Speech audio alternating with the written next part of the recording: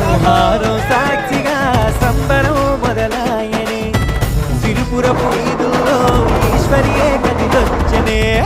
పురజనుల గుండెల్లో దిగులంత మాయమే హరిహరుల చూపులే అందించే సాయమే ఎంత చూసినా తనివి తీరదు ఓ పక్కాట ఓ పక్కబాట ఓ పక్కాట ఓ పక్కబాట బసిరిపురం గుండెపై ఎగిరే పావుతా